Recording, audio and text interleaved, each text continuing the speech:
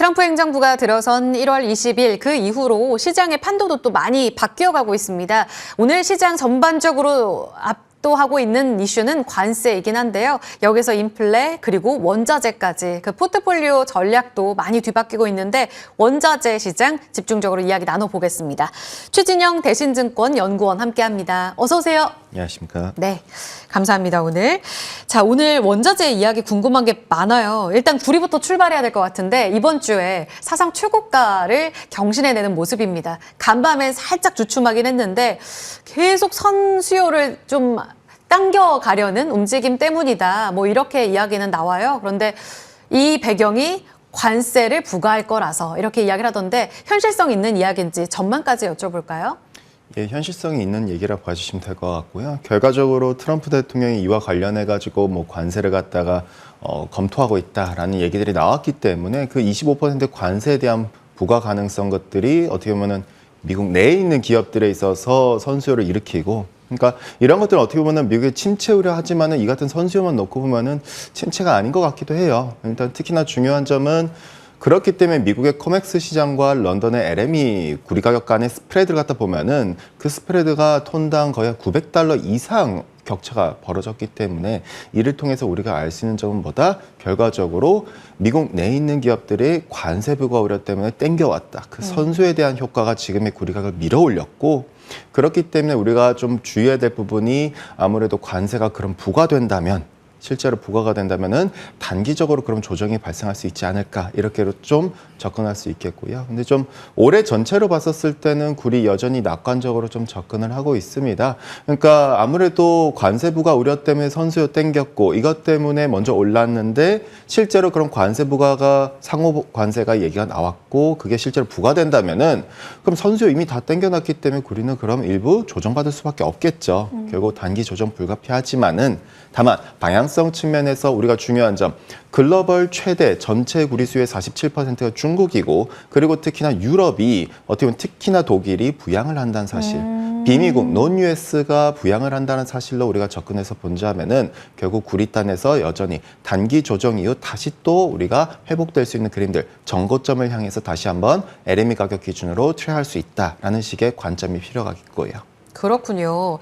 관세 부과되면 단기적으로 흔들릴 수는 있는데 중국, EU 효과가 또 탄탄해 보인다라는 의견이었어요. 3월 12일에 부과된 철강 알루미늄 관세 계속 현실화되고 있는 모습이 원자재 시장에도 나오고 있거든요. 이후에 지금 영향 한 3주 정도 지났는데 어떤가요, 연구원님? 예, 일단은 철강과 알루미늄 같은 경우에는 사실 관세가 먼저 앞서서 부과가 됐습니다. 근데 이거는 지난해 바이든 행정부 때도 이미 부과가 된 상태였었고 거기다 워낙 또 쿼터제가 적용됐었던 시장이었기 때문에 사실 임팩트가 구리만큼 크지는 않았어요. 더불어서 가장 중요한 부분은 철강과 알루미늄은 어쨌든 미국이 일부 생산하는 국가입니다. 근데 이제 구리 같은 경우에는 전 세계 공급 비중으로 봤었을 때 미국의 임팩트는 그렇게 크지가 않아요. 미국은 순수하게 구리 부족 국가거든요. 그렇기 때문에 구리의 이 같은 선수 효과가 사실 알루미늄과 크게 차이가 있다라 볼 수 있겠고, 물론 미국 내에서도 알루미늄 프리미엄 상승했지만은 그게 구리만큼의 효과를 발휘하기는 어려웠었다라 볼 수 있었겠고요. 그렇군요. 조금은 별개로 봐야 할 것 같아요. 원자재단 안에서 본다면 결국은 트럼프 행정부에서는 이제 미국 중심으로 흘러가게 할 것이고 에너지 가격을 하향 안정화시키겠다. 이 골자를 이해해야 하잖아요. 지금 LNG 관련해서 질문을 드려보고 싶은데 캐나다 쪽으로 계속 보복 카드를 제시하더라고요. 캐나다산 천연가스 관세 부과 이거 현실화될까요? 가능성 어느 정도로 보세요? 사실 이제 관세 부과 가능성. 근데 이제 관세가 부과가 된다면은 저는 사실 조금은 제한적이라 일단 접근을 하고 있고요. 근데 원유도 그렇고 캐나다산 에너지에 대한 이 같은 관세 부과 사실 실질적으로는 미국이 가장 크리티컬한 악재라고 볼 수 있습니다. 그 이유는 결국 캐나다산의 대부분의 원자재를 갖다가 미국이 수입을 해주고 있거든요. 물론 캐나다 입장에서도 굉장히 까다롭죠. 왜냐? 직접적인 수출 루트가 별로 없어요, 캐나다는. 애시당초 인프라가 부족한 국가이기 때문에 예를 들어서 원유만 하더라도 트랜스 마운틴 같은 경우에는 수송에 있어서의 캐파 자체가 자기들의 수출량이 440만 배럴 일평균인데 중요한 점, 트랜스 마운틴 통해서 직접적인 해상 수출 루트가 해봤자 일평균 89만 배럴입니다. 그렇기 때문에 병목 현상, 말 그대로 천연가스 역시도 마찬가지라 볼 수 있겠고, 그렇기 때문에 의존할 수밖에 없는, 미국에 의존할 수밖에 없는 시장인데, 미국 역시도 그걸 잘 알고 있어요. 이거는 어떻게 보면 협상의 일환 중 하나라 볼 수 있겠고, 다만 이 역시도 미국한테도 크리티컬한 이유가 이걸 실제 부과할 시 미국 내 물가의 상방 요인으로 작용할 수 있다. 대표적으로 원유도 볼 수 있겠고, 원유단에선 미국은 중진류가 생산하기 어려운 국가가 미국이기 때문에 대부분 생산이 경진류이기 때문에 대부분 캐나다의 샌드 오일을 갖다가 받아옵니다. 중진류 부족하기 때문이죠. 마찬가지로 가스단에서도 전력을 갖다가 사실상 캐나다에서 일부 수입하는데 그 전력원이 결국 천연가스죠. 이 같은 부분은 미국 내 물가의 부담도 작용할 수 있기 때문에 트럼프 행정부 단에서 관세는 약간 좀 심히 좀 검토가 더 들어갈 수 있는 부분이지 않을까라고 생각되고요. 아직까지는 협박 카드로 보고 계시는데 움직임은 좀 더 보자라고 말씀을 해주셨어요. 지금 결국은 우리 LNG 미국산 거 많이 사줘라는 게 트럼프의 또 요구잖아요. 그런 압력은 주변 국가에도 계속 진행이 될까요? 예, 계속 진행은 될 거라고 보고 있습니다. 대표적으로 EU랑 중국한테 취한 행동들을 봤었을 때 그 압박은 더욱더 수위가 높아졌다라 볼 수 있겠고요. 예를 들어서 EU한테 관세로 협박하지만 어쨌든 뭐다? 우리나라 천연가스 관련해서 다시 인도 장기 계약을 갖다가 체결하자라는 부분이라 볼 수 있겠고, 원유 수입도 더욱더 확대해달라라는 메시지입니다. 특히 중국한테 취한 행동이 가장 그럴듯하죠. 예를 들어서 최근에 보면 이란에 대한 이번 달에 또 한 번 제재가 있었고, 이란산 유조선을 갖다 관련해서 중국의 기업들을 갖다 제재를 부과했고, 마찬가지로 베네수엘라 역시도 베네수엘산 원유를 쓸 경우 추가적으로 2차 관세를 갖다 부여하겠다라고 공표를 했습니다. 이 상황에서 러시아 같은 경우에는 제재를 갖다 해제하려는 움직임들이 트럼프 행정부에서 나오고 있고요. 그 말은 뭐다? 이 3대 국가가 원유가 굉장히 국제가격보다 싼데, 왜냐? 제재 국가라서 이걸 중국이 다 가져와서 디플레 수출하고 국내 화학기업한테도 굉장히 흔들리는 요인이 됐었었는데, 이와 관련해가지고 중요한 점은 트럼프가 이제 중국이 못 사게 틀어막기 시작했다는 사실이죠. 왜? 사실상 우리나라에 취했었던 보복 관세를 갖다가 취소해라. 그리고 추가적으로 미국산 에너지를 많이 수입하라. 이 같은 압박 메시지라 볼 수 있겠고요.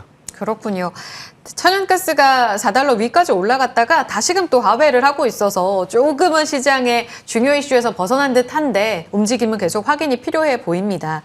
다음 유가인데요. 간밤에는 트럼프 관련한 관세 우려 때문에 한 달 내 최고치까지 또 올랐는데, 최근 유가 이야기가 사실 시장에서 많이 안 나오잖아요. 위험자산의 대표 자산으로서의 좀 역할도 많이 잃어간 것 같아요.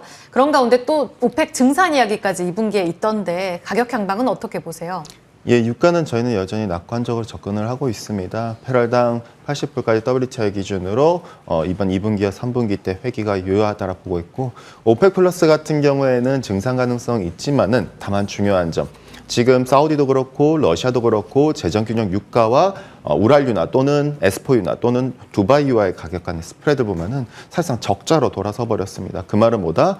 여기서 증산하기가 점점 어려워지고 있다는 사실이고, 이 때문에 러시아 에너지 장관이 증산 번복 가능성 갖다가 언급을 했다라 볼 수 있겠고요. 설사 4월 달이 추진된다 하더라도 5월 달부터는 철회될 수 있고 지연돼 버릴 수 있습니다. 언제나 시시각각적으로 변할 수 있다라는 멘트를 감안한다라 볼 수 있겠고, 저희는 오히려 특히나 계절성에 주목하고 있습니다. 공급자들의 계절성, 결국 중동 산유국가 러시아가 수출하기 어려운 계절성으로 들어가고 있다.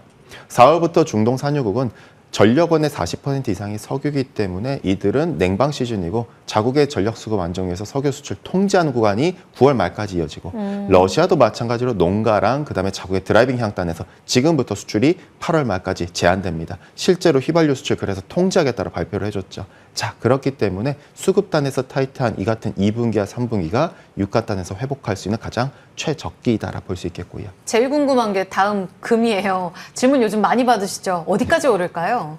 예, 금은 지금 시장 가격으로는 온스당 지금 3,100불을 갖다가 돌파를 했는데, 저희는 근데 이제 단기 오버슈팅격으로 3,000불 돌파는 가능하다라 접근했습니다.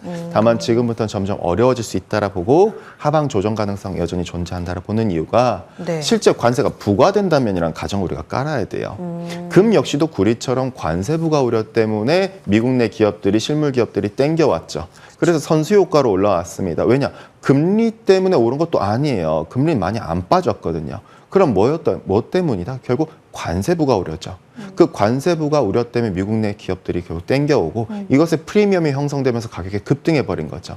중요한 점은 실제 관세 부과돼 버리면은 쿠리와 마찬가지로 조정 가능성 우리가 유의가 필요하다 해서 단기적으로 봤었을 때 우리가 지금부터는 좀 조심할 필요가 있다라 볼 수 있겠고요. 많이 올랐군요. 참고하겠습니다. 지금 계속 얘기해 주시는 게 핵심 원자재 시장의 핵심 키워드가 지금 관세잖아요. 근데 아까 잠깐 주셨지만 부양도 한 몫을 하지 않을까. 결국은 미국 쪽이랑 별개로 유럽과 중국 쪽에서 계속 돈풀기를 하겠다는 건데요. 이게 원자재 시장에 지금 시사하는 바 어느 정도까지의 가격 부양도 가능할까요? 예, 저는 상당히 낙관적으로 접근을 하고 있습니다. 작년 연간 전망과 동일하게 그 유동성들이 풀어졌었을 때 사실상 에너지 섹터랑 특히나 산업금속 섹터가 가장 좀 매력적으로 접근하고 있고 단 그게 언제까지냐 올해 3분기 말까지로 현재까지로는 접근을 하고 있습니다. 그래서 3분기 말까지는 낙관적으로 접근하면서 네. 지금 원자재의 상방 요인이 유동성도 유동성이지만은 또 다른 요인은 뭐다? 결과적으로 비미국이 달려간다. 일반적으로 원자재는 미국이 아니라 비미국이 달려갈 때 좀 더 좋다는 점이고 세 번째로는 원자재의 상방 요인, 즉 가스를 출발해서 다른 에너지, 원자재, 그리고 산업금속, 유가, 그리고 농산물로 가격의 정가를 일으키는 라니냐가 다시 하반기 때 재개하려는 어떻게 보면 움직임들이 상향 조정되는 부분들이 나타나주고 있거든요. 그래서 이런 전반적으로 봤을 때 3분기 말까지는 여전히 낙관적으로 접근을 하자라 볼 수 있겠고 비미국들의 이 같은 유동성의 효과, 사실상 뭐 어떻게 보면 코인 같은 이런 민감 자산들이 유동성 단에서 조금 많이 먼저 반응을 하죠. 근데 가장 중요한 점은 원자재도 후행적으로 시차를 두고 반응할 수 있다라는 관점을 접근할 수 있겠고요. 여기까지 이야기 들어보겠습니다.